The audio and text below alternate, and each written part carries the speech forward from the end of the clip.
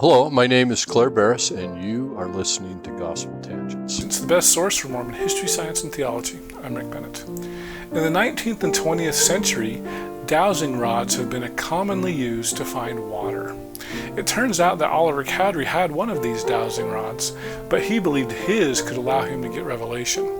In our next conversation with historian Clair Barrus, we'll talk more about these dowsing rods and a rod of revelation. Check out our conversation. Hey, I just wanted to mention one more thing. The Mormon News Report podcast is an awesome podcast, and they cover the week in Mormon news with a healthy dose of snark and commentary. Join Brant and Jenny every Monday to get caught up on all those news stories that you can stay up to date on the latest Mormon news. So check out Mormon News Report. It's a great podcast. Brant and Jenny are great friends. Now back to our conversation. Well, let's jump back because you were saying that DNC 6 was referencing Oliver Cowdery's rod, right? Yes, 6 and 8. And 8. Yes. Okay. Now 8 is that the one where it says study that in your mind, or is that? I'm trying to remember which section that is. I think that's 9 or 10. Okay. So we're all in the same time. But they're all related. Right. So he has 6, and it's about. It talks very generically about these gifts that you have, and they're talking about the translating. Gifts that Oliver has. Yes, that Oliver has. And they're talking about records that he is going to be able to translate, or records that need to be translated. And it's almost as if 6 comes out saying, Oliver, you've got this gift, and you're going to be able to translate records. And then DNC 7 is, if you remember, this is the parchment of John that's buried, and Joseph translates the parchment of John and in DNC 7. And I think it's almost like Joseph is saying, look, Oliver, here in 6, I told you you could translate. Here's how easy it is. Watch. And then he dictates a new parchment. And then DNC 8, he's Joseph talking. Smith dictates a new parchment. Joseph Smith does. And then in DNC 8, Joseph is again talking about Oliver's gifts. But in the earliest versions of these gifts, in the currently published one, it talks about the gift of Aaron. But if you look at earlier versions of it, it's either talks about the rod of nature or the sprout of nature in the earliest version. But that was changed later, probably because the Eber D. Howe had published a book about Joseph Smith's treasure seeking in 1834, and then in 1835, Mormonism Unveiled, right? Mormonism Unveiled. Dan Vogel has a great update of that. Yeah. He's published a current version of that book, and I think my theory is that when they're redoing the Revelations in 1835, that they're like, we don't want to draw attention to treasure seeking because Eber D. Howe, man, he told all about this treasure seeking, and we're reeling it from a public perceptions thing. Let's see if we can change the topic and cover that up. Okay, so let me make sure, I want to be clear on this. So Oliver Cowdery has had a history of receiving his own revelations through this rod or wand. Yes. And so we're coming on, so this is probably 1828, I'm guessing, when DNC 6 comes out. No, it's 1829. 1829. Okay. Oliver shows up in 1829, and it's literally like within a month that these revelations So are coming Oliver out. says, Joseph, I get these revelations through my wand, and then Joseph says, oh, you're going to have this great gift too. Yes. Okay. And probably, I think, to be a translator. Right. In fact, it talks about that they're given the keys of translation in either 6 or 8, which is very curious. There's no priesthood at this point. This is before John the Baptist even shows up, but there are keys being talked about, which is interesting. That I think an important thing to note. And Oliver, for a time, served as Joseph's scribe during the translation of the Golden Plate. He was the primary scribe for most of the translation. Okay.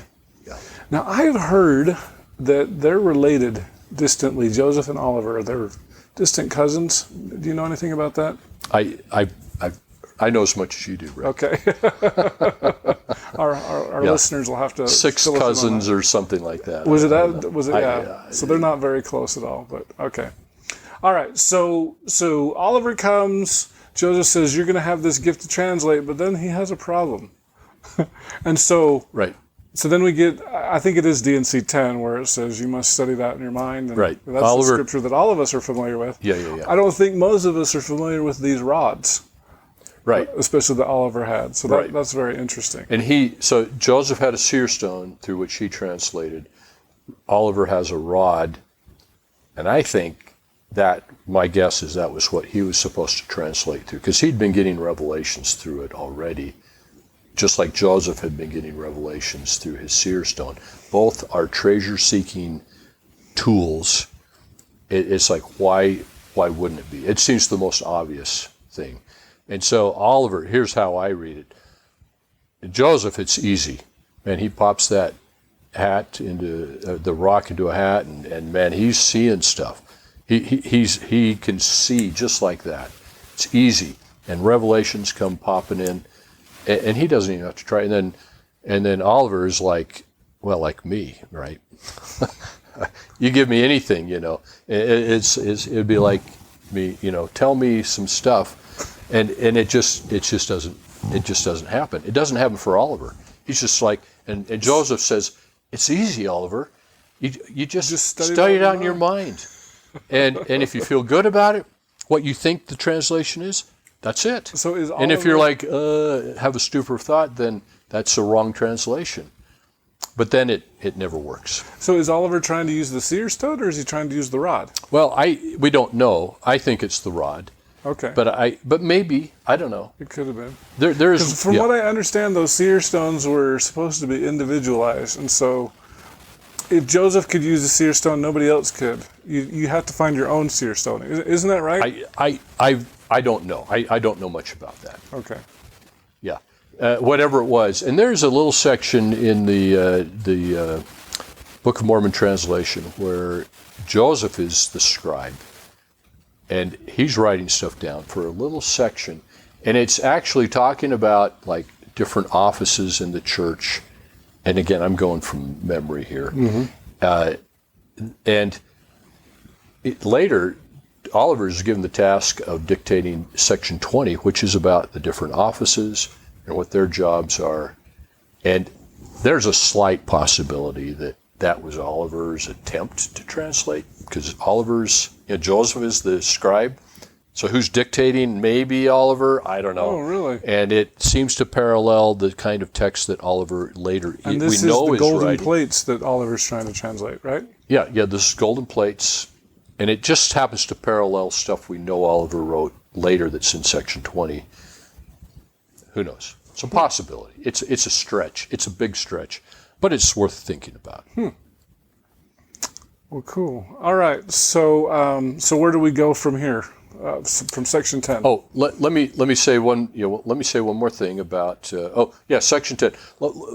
Further down the road, just about rods in church history, we did mention Heber C. Kimball primarily. Orson Hyde goes over to the land of Israel, right, to dedicate it. We're all kind of familiar with that story. Mm-hmm. He uses a rod when he dedicates the land of Israel. Really? Yes. So that's another. I don't think that is well known either. That's another tidbit. And it's interesting. So you now have apostles, Heber C. Kimball, Brigham Young dreams about Joseph Smith giving him a rod. Orson Hyde does have a rod. I don't know if there's a pattern. If anybody gets a chance to ask any of these guys, the other apostles, if they had rods, it'd be interesting to find out if they did. Well, so this is interesting because, as I'm looking here, we've got 18, 28, 29. They're trying to translate the Book of Mormon. And so Joseph has these revelations that include words about a rod or a sprout, as you said. But then by 1834, they're modifying these revelations to take these words out. 1835. Yeah. Okay. So were these, and I know 1832 we had the Book of Commandments, which was destroyed by the... 1833. Was it 1833? Yep, okay. yep. So 1833, the Book of Commandments is destroyed, or the press is destroyed, I should say. Yeah, and they're in the middle of publishing them, yeah. Yeah, so do we know, is the Book of Commandments, does that still have those references to the rod in it? Yes, the Book of Commandments it talks about the rod of nature. if you go, the Joseph Smith Papers published I'm going to get the name wrong, Revelations Book 1, which is the manuscript Revelations. I may have got that right. Okay. And in there they have, I think they call it Revelation 1829b, which is the D&C 8, and the earliest version of that. It talks about the sprouts of nature.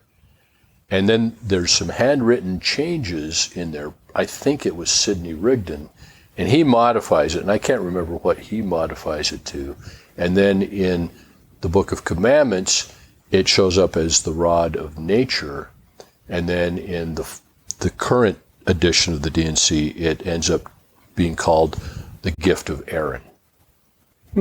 So that's a brief history of that. We've got so we've got early changes here. It sounds like even as early as 1835, they're trying to downplay some of these, and I'm going to use the word magical Yeah, that's tools. my interpretation, yes. Yeah, so are they embarrassed about these, or what's their sense? And I think it's because of the Eberty Howe and Dr. Philastus Hurlbut. Mm-hmm. Doctor is his actual first name. He's not a doctor. And if you're naming your kids, that's an option. Just name them Doctor. And, and Philastus is a great first name, too, if you're looking for names. And Hurlbut's a great last name, if you can get that one. Sorry to make fun of Dr. Philastus Hurlbut. But he and Eberty Howe, Eberty Howe went and gathered a bunch of affidavits. One of them went and gathered affidavits. I may have my guys mixed up. I think Hurlbut did. He went to Palmyra, went down to Pennsylvania, talked to the neighbors, talked to the relatives, gathered all of these affidavits from the people who associated with the Smith family when they were young, and they frankly portray the Smith family, some of the not so flattering elements of them, but the most interesting, I think, is their magic practice in magic, in treasure seeking in particular, and we'll get into some of the details about that a bit later. But they published that all gets published in 1834 in Eberty Howe's book Mormonism Unveiled, and then I think that Joseph Smith. And Joseph Smith does later make one reference to it. He says, well, I did do some money digging for somebody, but it never paid much money. And he dismisses it. But he was actually heavily involved in it. Was that Josiah Stoll? It may have been. And yeah. I'm going off into areas that I really don't know a lot about, Rick.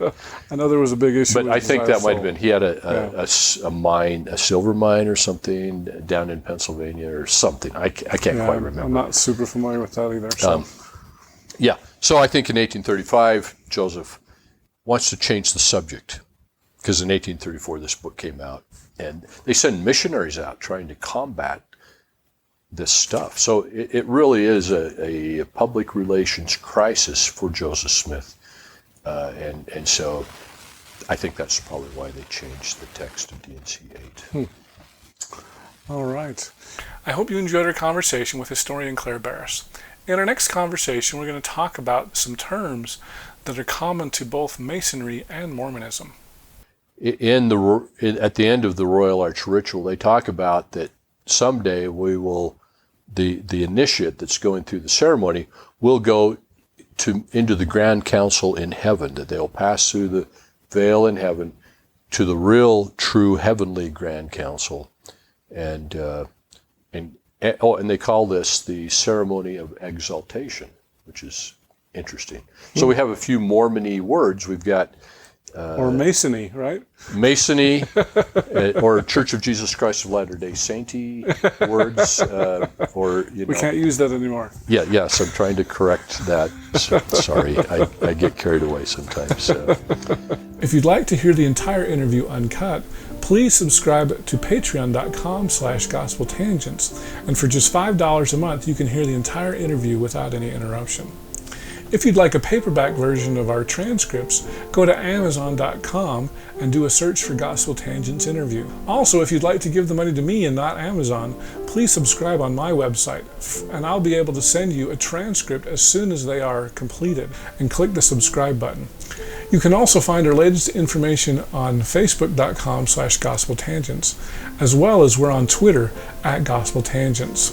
And don't forget to subscribe on Apple Podcasts. The link is at tinyurl.com/gospeltangents, and you can subscribe there. Also, please give us a 5-star review. If you want to support all of the podcasts as part of the Dialogue Podcast Network, go to lyceum.fm, that's lyceum.fm, and do a search for Dialogue Podcast Network or Gospel Tangents, because, that's a pretty cool one too. Thanks again for listening. Click here to subscribe, here for a transcript, and over here we've got some of our great videos. Thanks again.